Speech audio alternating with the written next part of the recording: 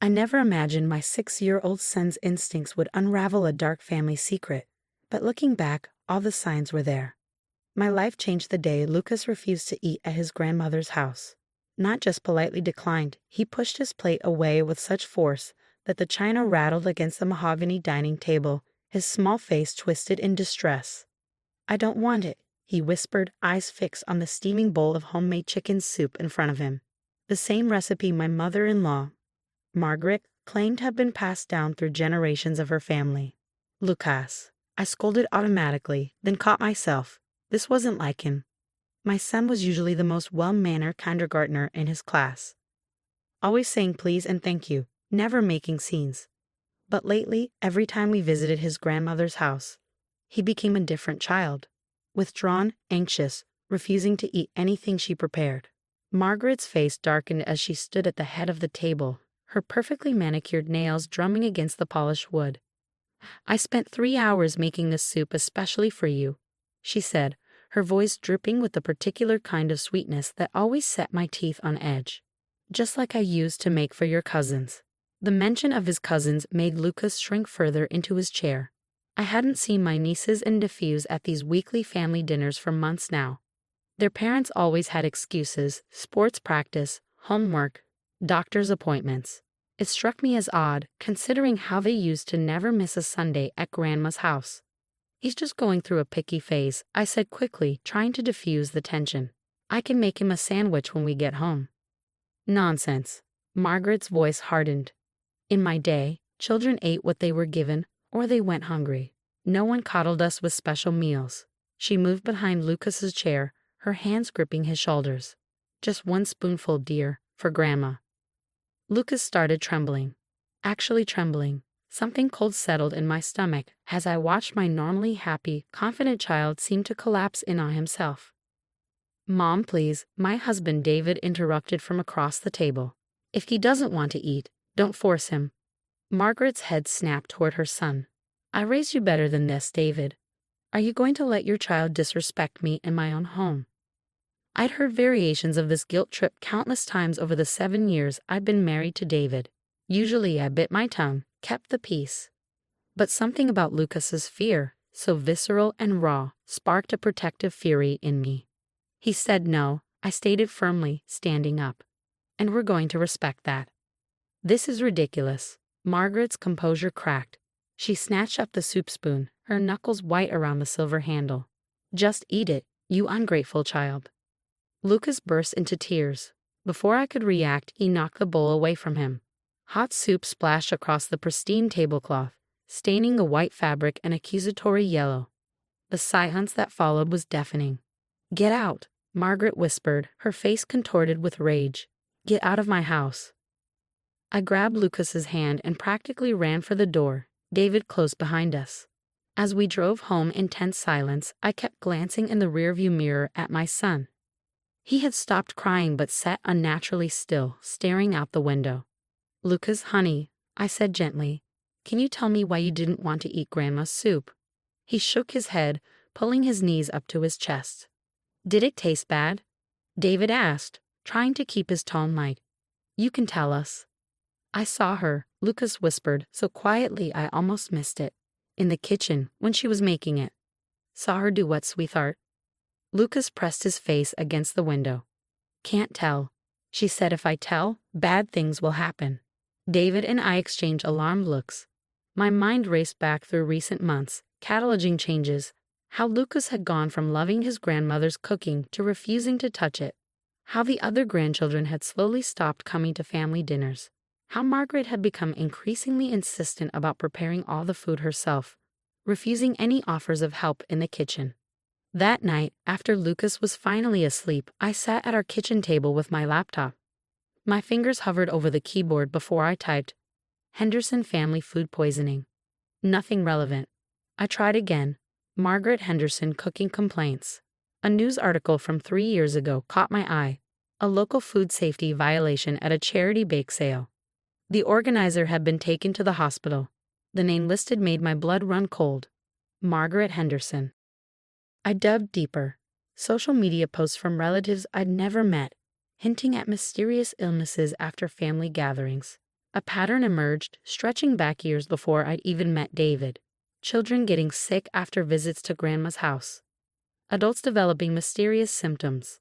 All carefully explained away, dismissed as stomach bugs or food allergies. My phone buzzed with a text from an unknown number. My hands shook as I read it. "This is Emma, your niece. I saw you searching about Grandma online. We need to talk. There's so much you don't know." I stared at the message for a long time, my mind racing back to all the uneaten meals, all the excuses, all the signs I'd somehow missed. But my son hadn't missed them. He'd known, somehow, that something was very wrong with Grandma's cooking. And now I was finally going to find out what. I met Emma at a small cafe 2 towns over, far from Margaret's watchful eye. My niece was 17 now, but the way she hunched over her untouched coffee reminded me of how Lucas had curled into himself at his grandmother's table. "I should have said something sooner," Emma began, her voice barely above a whisper. "But Grandma, she has ways of making sure people stay quiet." "What happened, Emma?" I asked, leaning forward. "Why did you and your siblings stop visiting?" Emma's hands trembled as she pulled out her phone. "Look at these," she said, sliding it across the table. "I've been documenting everything for the past year." I scrolled through dozens of photos. Kitchen cabinets filled with unmarked bottles, strange powders hidden behind innocent-looking spice jars, handwritten recipes with ingredients I couldn't pronounce. But what made my stomach turn were the medical records, screenshots of hospital visits, test results showing elevated levels of substances I'd never heard of. "It started small," Emma explained, watching my face carefully. "We get sick after Sunday dinners. Nothing major at first, stomach aches, headaches, mild fevers. Grandma always had an explanation. Food allergies, sensitive stomachs, kids being dramatic." She took a shaky breath. "Then my brother Jake got really sick. 3 days in the hospital. The doctors couldn't figure out what was wrong. That's when I started paying attention, really paying attention, to what Grandma was doing in the kitchen." "What was she doing?" I whispered, though part of me didn't want to know. "Experimenting," Emma said bitterly. "She has this obsession with natural remedies and supplements, but not the normal kind. She orders stuff from these sketchy websites, mixes them into food, says she's building our immunity or cleansing our systems." My mind flashed to Lucas's words. I saw her in the kitchen. "The worst part?" Emma continued, "she keeps detailed records, like she's conducting some kind of twisted science experiment on her own family. I found her journals hidden in the basement." I felt sick. "Have you told your parents?" Emma's laugh was hollow. "Mom doesn't want to believe it. Dad, your husband's brother, he tried to confront Grandma once after Jake got sick. The next day, he got a call from his boss. Someone had sent anonymous emails about misconduct at work. False accusations, but enough to scare him." "Blackmail," I breathed. Emma nodded. "Grandma knows things about everyone in the family, keeps files, uses them to make sure nobody talks." My phone buzzed. A text from David. "Mom's coming over. Says she needs to talk about Lucas." Emma's face went pale when I showed her the message. "Don't let her in," she warned. "And whatever you do, don't let her near your kitchen." I drove home in a daze, Emma's words echoing in my mind. When I pulled into our driveway, Margaret's silver Mercedes was already there. She stood on our porch, holding what looked like a peace offering, a container of her famous chicken soup. David answered the door before I could stop him. Margaret swept past him into our house, her designer heels clicking against the hardwood floors. "I've been thinking about yesterday," she announced, heading straight for our kitchen. "I may have overreacted, but you know I only want what's best for my grandchildren." She placed the container on our counter, then began opening cabinets, presumably looking for bowls. My skin crawled as I watched her move through my kitchen with such familiarity. "Actually," I said, finding my voice, "we were just heading out. Doctor's appointment for Lucas." Margaret's hand stilled on a cabinet door. "On a Sunday." "Yes," I said firmly, "and we're running late." "Well, at least let me put this soup in your fridge for later." She reached for the handle. "No." The force of my own voice surprised me. We won't be eating that." Margaret turned slowly, her eyes narrowing. "And why is that, dear?" "Because I know what you've been doing," I said, my heart pounding. "I know about Jake's hospitalization, about the unmarked bottles, the journals. All pretense of warmth vanished from Margaret's face. "Emma," she hissed, "that ungrateful little snitch. I suppose she showed you her ridiculous evidence." "Get out of my house," I demanded, pulling out my phone. "Before I call the police." Margaret's laugh sent chills down my spine. "And tell them what? That your mother-in-law makes health tonics? That she cares enough about her family to boost their immunity naturally?" Her voice hardened. "Who do you think they'll believe?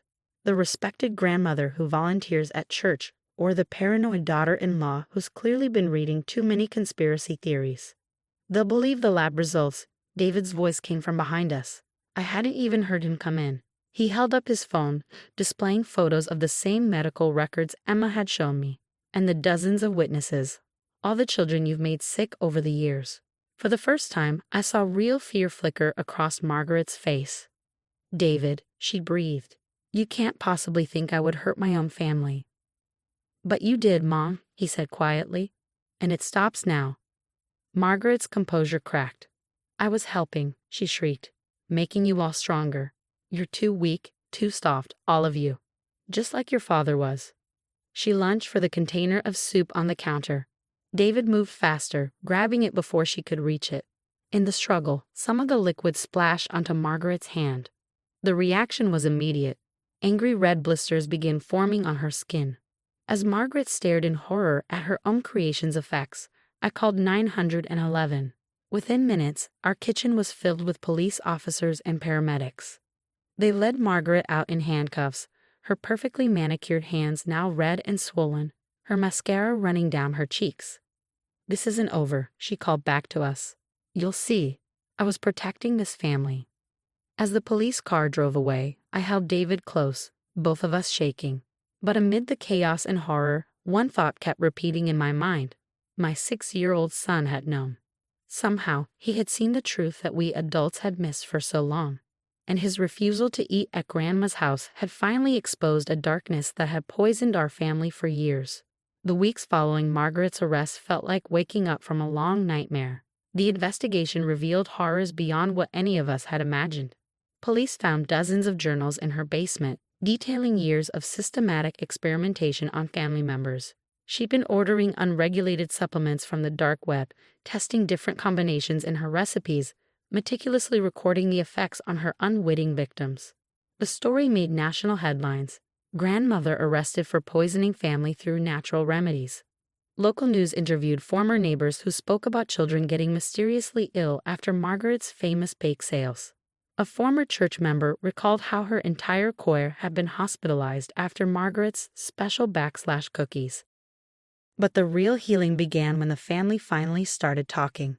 We gathered at my house one Sunday, not for dinner, but for truth. Jake, now recovered, shared his hospital story. Cousins spoke about years of unexplained illnesses. Aunts and uncles admitted to ignoring signs, fearing Margaret's retaliation. Emma brought her documentation, which proved crucial for the prosecution. "I kept having these dreams," Lucas said quietly during the gathering, sitting in my lap. "About Grandma's kitchen. The bottles made funny sounds at night, like they were whispering bad things." David squeezed our son's shoulder. "Why didn't you tell us sooner, buddy?" Lucas looked down at his hands. "Grandma said if I told, she'd make you sick instead of me. She said that's what happened to Grandpa." The room fell silent. David's father had died 10 years ago from what everyone believed was a heart condition. Now we all exchanged haunted looks, wondering just how long Margaret's experiments had really been going on. The prosecutor called it a systematic campaign of abuse. Margaret's defense claimed mental illness, but the journals showed too much careful planning, too much deliberate manipulation. In the end, she pleaded guilty to multiple counts of aggravated assault and child endangerment. At the sentencing, Margaret stood in her orange jumpsuit, all traces of her former elegance gone. She turned to face the family members filling the courtroom benches. "I was making you stronger," she insisted, her voice cracking. "Every generation gets weaker, more susceptible. I was building your immunity, preparing you for." The judge cut her off. 20 years in prison, no possibility of early parole. As they led her away, she called out one last time, "David, tell Lucas Grandma still loves him. Tell him. He doesn't need to hear any more from you," I said firmly, holding my son close. Outside the courthouse, Emma approached Lucas with a small gift bag. "This is for you, cousin," she said, kneeling to his level. "Because you were braver than all of us grown-ups." Inside was a child's cooking set, plastic utensils, a tiny apron, and a real cookbook for kids. Lucas's eyes lit up. "Maybe," Emma suggested, "we can start a new family tradition. Cooking together, the right way. No secrets, no hidden ingredients. Just love and real food." That weekend, our kitchen filled with laughter as Lucas donned his new apron, helping Emma make chocolate chip cookies. Other family members dropped by, each bringing a dish to share. David's brother brought his famous grilled vegetables. Jake showed up with pizza dough he'd learned to make in therapy. Even my sister-in-law's Pinterest fail cupcakes were celebrated. "Taste this, Mom," Lucas called excitedly, holding up a warm cookie. I hesitated for just a moment, an instinct born from months of fear, but Lucas's proud smile washed away any doubt. The cookie was perfect, simple, sweet, and made with nothing but proper ingredients and a child's love. Later that night, as I tucked Lucas into bed, he asked, "Is Grandma going to be mad that we're having fun without her?" "No, honey," I said, smoothing his hair. "Grandma, she's going to be away for a very long time. And it's okay to be happy and safe with the people who truly love us." He nodded thoughtfully. "Can we invite my other cousins for cookies next time?" Of course, I smiled. Our kitchen is always open to family. As I turned off his light, I realized something profound. In trying to strengthen our family through her twisted experiments, Margaret had actually given us a different kind of strength. The strength to speak up, to protect each other, to trust our instincts. Even when those instincts came from a 6-year-old boy who simply knew something wasn't right about Grandma's cooking. Our family gatherings are different now. We cook together, share recipes openly, laugh about kitchen disasters. Every ingredient is labeled, every process transparent, and if someone doesn't want to eat something, we respect that without question. Sometimes the deepest family bonds are forged not by blind acceptance of toxic traditions, but by the courage to break them. My son's refusal to eat at his grandmother's house didn't just save him. It saved our entire family from a legacy of secrets and pain. And that's a lesson worth passing down through generations.